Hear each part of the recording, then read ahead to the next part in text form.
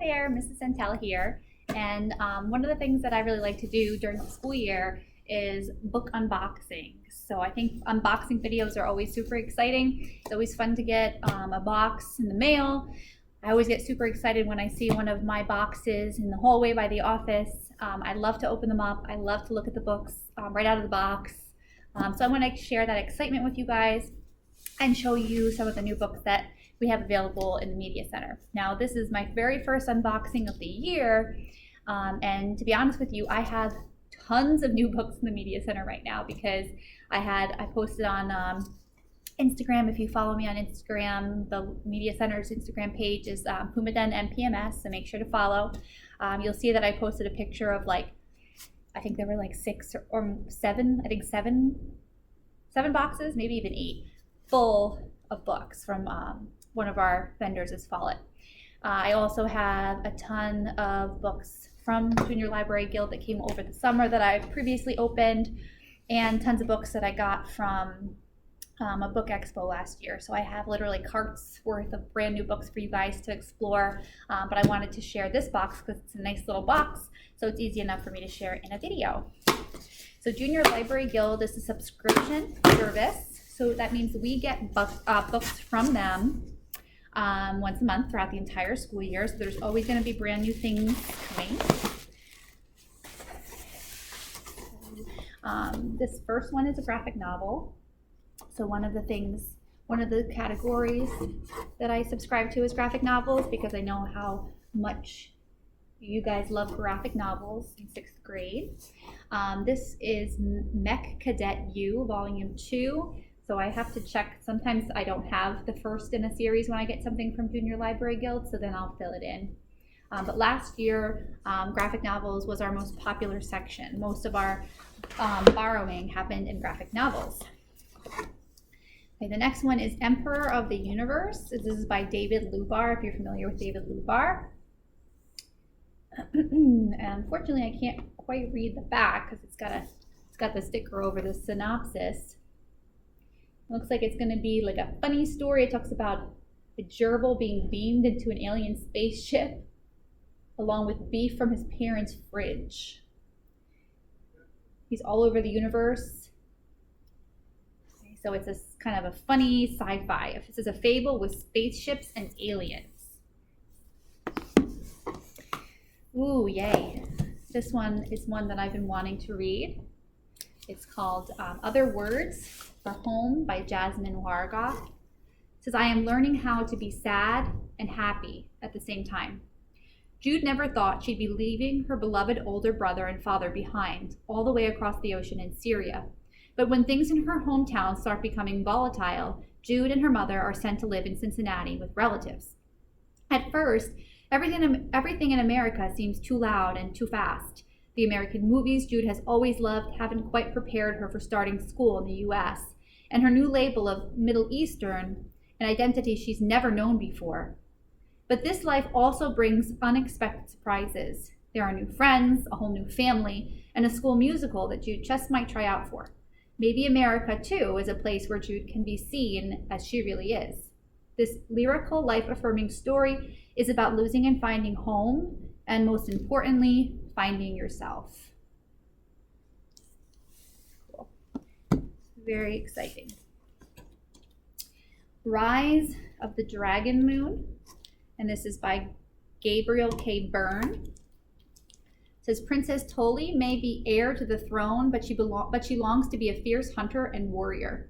Alone in a frozen world, Toli's queendom is at the mercy of the dragons who killed her father, and she is certain it's only a matter of time before they come back to destroy what's left of her family. When the dragons rise and seize Toli's mother, she will do anything to save her, even trust a young dragon who may be the only key to the queen's release. With her sister and best friend at her side, Toli makes the treacherous journey across the vast ice barrens to Dragon Mountain, where long-held secrets await. Bearcats are on their trail, and dragons stalk them, but the greatest danger might be a mystery buried in Toli's past. So an exciting new fantasy adventure. Ooh, I like the cover on this one. It's called The Bone Garden by Heather Kastner. So this magical story and the brave girl in its pages will haunt you in the best way. Remember, my dear, you do not really and truly exist. Made of dust and bone and imagination, Ariel's fears she's not quite real. Only the finest magical thread tethers her to life and to Miss Vesper. But for all her efforts to please her cruel creator, the thread is unraveling. Ariel is forgetful as she gathers bone dust. She is slow returning from the dark passages beneath the cemetery. Worst of all, she is unmindful of her crooked bones. When Ariel becomes one final, unforgivable mistake by destroying, or when she makes one final, unforgivable mistake by destroying a frightful creature just brought to life, Miss Vesper threatens to imagine her away once and for all. Defying her creator for the very first time, Ariel flees to the underside of the graveyard and embarks on an adventure to unearth the mysterious magic that breathes bones to life, even if it means she will return to dust and be no more. Seems like a super interesting story. It's not like anything I've ever read about before. Let's see what it says in the back. It says, down below in the underside of the graveyard, the bone garden hums with magic, mystery, and dark imaginings. Candle aloft, Ariel crossed over to the coffin and peered inside. A skeleton lay peacefully on a bed of tufted blue satin, eye sockets sightless, lower row of teeth missing, finger bones entwined. The folded hands rested upon the rose-printed dress still covering the ribcage. Ariel admired the bones, how long they had outlasted the life that once lifted them. She would never tire visiting. Her own bones shivered beneath her skin. Soundlessly, the skeleton welcomed her. Hello, Ariel said, her voice quiet, ever respectful of the dead. If you are accommodating, would you permit me to gather your bones? So kind of like a scary fantasy. I'm not sure if that's going to go in our horror and suspense or our fantasy section. We'll have to see. Making Friends, Back to the Drawing Board by Kristen Gudsnook, and it looks like a graphic novel. Another graphic novel here. It says, most everything is going great for Danny. She and Madison are still best friends. She still has her magic sketchbook, and the new school year is actually looking up. But after Danny creates a duplicate of herself to help with homework and raise her social status, they accidentally unleash supernatural havoc around town. And with the big school dance coming up, time is running out for Danny and her double to set things right before the night is ruined.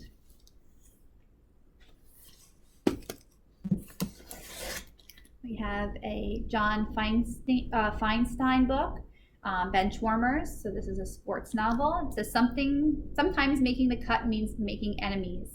To help the Mustangs go from chumps to champs, two sideline players have to work together to outplay hostile teammates and a coach who stands in their way. We have Stormblown. That's a really cool cover there. And that's by Nick Courage. Vivid writing and a power-packed plot. I truly loved it. A little rain and wind, don't worry, Alejo. They're just part of life at the beach. And his padrino says, as long as there are birds in the waves, it's safe. When people start evacuating, though, Alejo realizes things might be worse than he thought. And they are. A hurricane is headed straight for Puerto Rico. Emily's brother, Elliot, has been really sick. He can't go outside their New Orleans home, so Emily decides to have an adventure for him.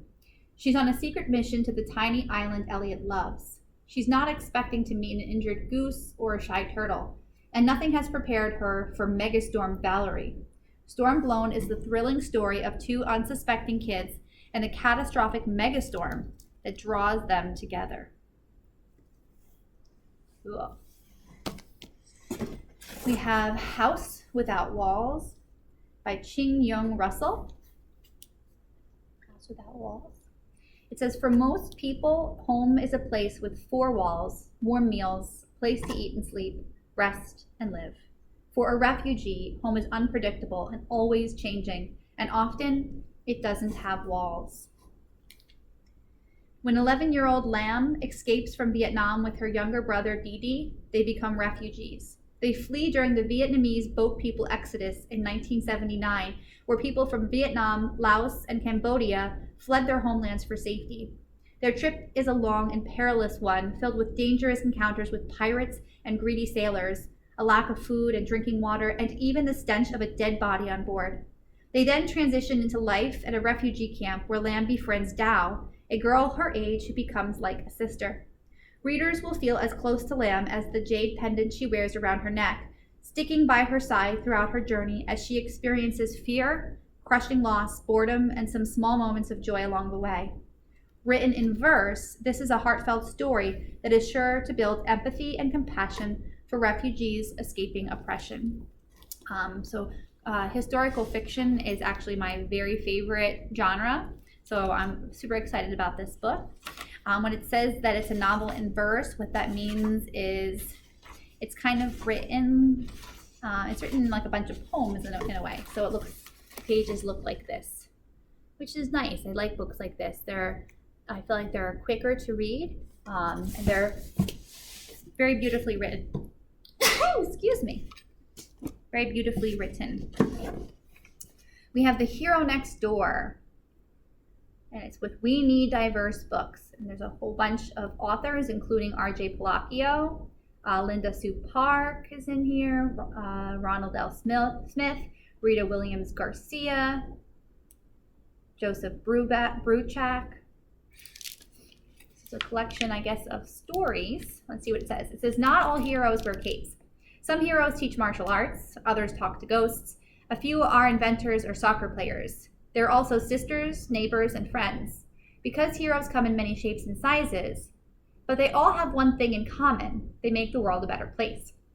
Published in partnership with We Need Diverse Books, this vibrant anthology features acclaimed authors, and it lists all the authors. And it says, these powerful, diverse voices show how small acts of kindness can save the day. So pay attention, because a hero could be right beside you, or maybe the hero is you. Oh my goodness. So cool. That's a collection of short stories. Oh my goodness. I have The Bad Kids in 4B, Things That Don't Make Sense. I think it's another one where the synopsis right now is covered up, so I have to figure out what to do with that. Fix that. Please excuse this interruption to your classrooms. Our day is just about ready to conclude, and we will need our students who are taking a bus home today to please pack up their belongings and head down to the auditorium to prepare for departure. Please, any student who's taking a bus home today, you're going to start cleaning up your materials and begin heading down to the auditorium. Thank you. So our next book here is Speed Demon by Fred Bowen. It says, Tim Beeman, a newcomer at Elite Hilton Prep, is nervous about fitting in and finding friends. Nervous about fitting in and finding friends. Fighting in will not help you fit in. When the PE coaches hold running trials the first week of school, Tim has a chance to let everyone see his best skill, speed. He sets a new school record for the 50-yard dash, and soon the track team and the football team are urging Tim to join their sport. He is torn between the two. Where will he feel most comfortable, and where can he put his speed to best use? So it's a Fred Bowen sports story. We have tons of Fred Bowen sports stories. So if you like them and you haven't read this one, or you haven't tried it, but you're a sports fan, we have tons. We have She's the Liar. Whose Side Are You On? Right here. Hi, what's up? I was wondering if you could find out. Oh yeah, I left my water bottle. Oh yeah. It's a nice water bottle. You're welcome.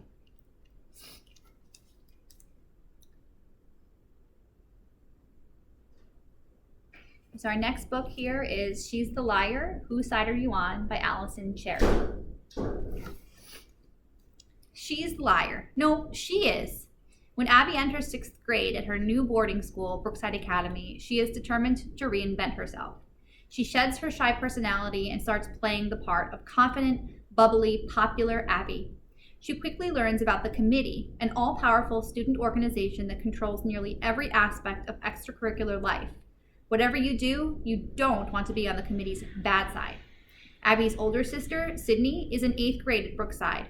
At home, she is always a loner, so Abby is shocked to discover that Sydney has also crafted herself into a new person at school. She's the president of the committee and rules the entire student body through intimidation. Each sister is a threat to the success of the other's new personality, and things grow heated as Abby and Sydney try to outmaneuver each other for power and influence.